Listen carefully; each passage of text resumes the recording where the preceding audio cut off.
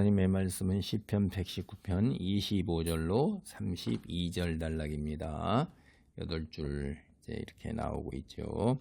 내 영혼이 진토에 붙어 싸우니 주의 말씀대로 나를 살아나게 하소서. 내가 나의 행위를 아뢰매 주께서 내게 응답하셨사오니 주의 율례들을 내게 가르치소서. 나에게 주의 법도들의 길을 깨닫게 하여 주소서. 그리하시면 내가 주의 기이한 일들을 작은 소리로 읊조리리이다. 나의 영혼이 눌림으로 말미암아 녹사오니 주의 말씀대로 나를 세우소서. 거짓 행위를 내게서 떠나게 하시고 주의 법을 내게 은혜로이 베푸소서. 내가 성실한 길을 택하고 주의 규례들을 내 앞에 두었나이다. 내가 주의 증거들에 매달려 싸우니 여호와여, 내가 수치를 당하지 말게 하소서. 주께서 내 마음을 넓히시면 내가 주의 계명들의 길로 달려가리이다. 이 시편 119편이 이제 하나님의 말씀을 순종하고 지키고 그러는 것을 갖다 이제 계속 얘기를 해요.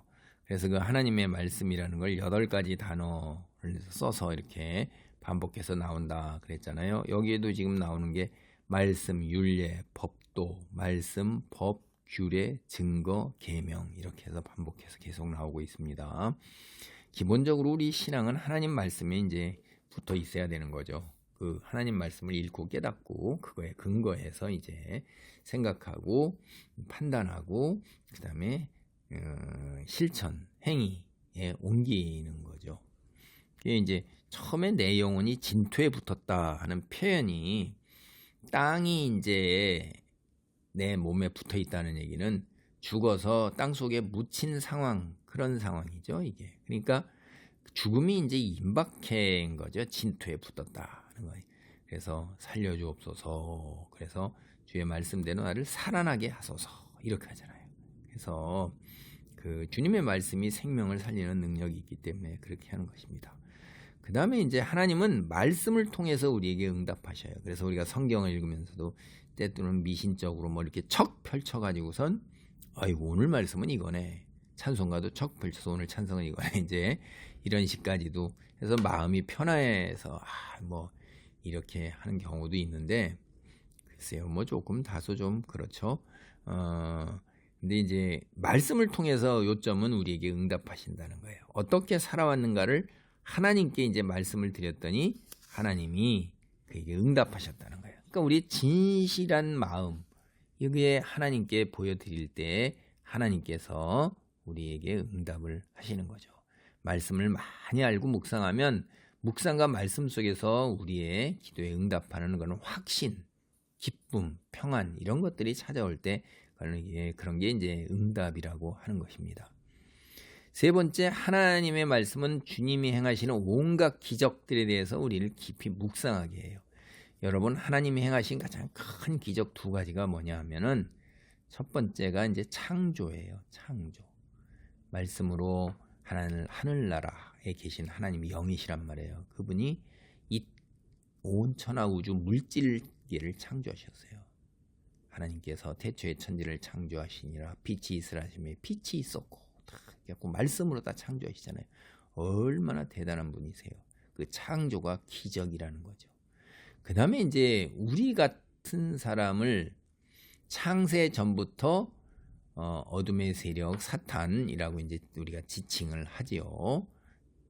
사탄이라고 이제 이게 음역이에요. 그냥 사탄 이런 음역. 대적자, 고발자, 참소자 뭐 이렇게 하는 거예요. 그 하나님을 대적한 천사들의 그 무리들의 우두머리를 사탄이다. 그리고 그 밑에 이제 그 귀신들 뭐 우리 이렇게 보통 얘기하잖아요.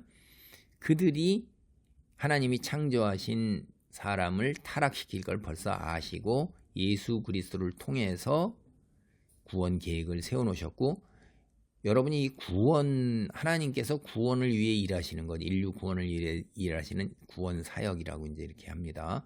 구약 성경을 그런 관점에서도 쭉 볼 수가 있어요. 우리를 어떻게 구원해 가시고 위해서 그러시는가. 그래서 아브라함을 택하여 세우시고 아브라함의 후손인 이스라엘 민족들을 온 세상에 빛으로 등대로 세우셨고 그들을 통해서 말씀을 보존하게 하고 계속해서 인류 구원의 메시지를 이스라엘 구원과 인류 구원의 메시지를 겹쳐서 그 안에 계속 선지자들을 통해서 이렇게 예언하게 하시고 그 예언대로 예수 그리스도께서 신약에 오셔서 그 예언을 그대로 이루어내신 거예요. 그리고 인류를 구원하기 위한 그 이스라엘 민족이 죄를 속죄받는 것, 멀리하는 것에 그것은 이제 속죄 제사 제도, 예수님께서 오셔서 그 속죄 제사 제도대로 자기 자신을 들여서 희생하셔서 인류의 죄를 사하시잖아요. 이런 그런 관점으로 이렇게 쭉 볼 수가 있어요. 여러 가지 관점으로 우리가 볼 수 있습니다. 이게 성경을. 근데 한 관점이 이제 구원 사역이다 하는 이런 하나님의 이런 거를 그다음에 창조를 온전하게 완성해 가시는 걸로도 볼 수가 있어요. 창조, 타락, 구원, 예수님이 오셔서 이제 마지막 오시는 날 뭐죠? 이게 창조의 완성이에요. 그래서 또 그런 틀로 볼 수가 있고 성경은 굉장히 많은 걸로 우리가 볼 수가 있죠. 하나님의 행하신 기적, 이 창조와 구원, 놀라운 구원에 대해서 여러분이 이렇게 묵상을 하면서 더 깊이 그 양파 껍질을 벗기는 것처럼 엄청나게 많은 기쁨과 풍요로움을 누릴 수가 있어요. 네 번째, 이제 하나님의 말씀은 우리의 영혼을 소생시켜줘요. 녹다, 이거는 눈물을 흘린다 하는 거예요. 우리의 영혼이 슬픔에 잠겨서 눈물을 흘리며 절망할 때, 죽음이 가까이 다가와 있음을 느낄 때, 또 우리가 이 땅에 사는 공경 속에서 그 어찌할 수 없을 때, 낙담과 절망이, 희망이 거의 보이지 않을 때, 이런 때 이제 우리의 그 죽어가는 영혼을 다시 소생시켜 살리고 세우신다 이 말이에요. 일어나게 한다는 거예요. 두 발로 설 수 있도록 하셔요. 다섯 번째, 하나님 말씀은 우리에게 내려주시는 은혜입니다.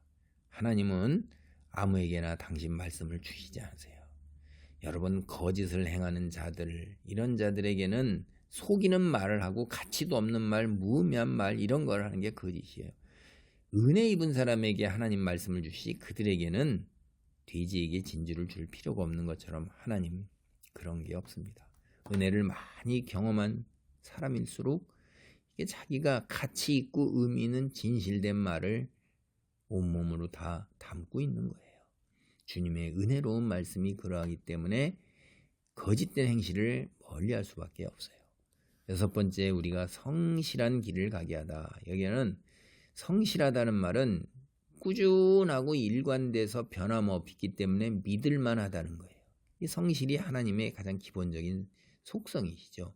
이게 진실이라고 이제 인애와 진실 이렇게 나올 때 이 진실이 성실에 가까운 개념입니다.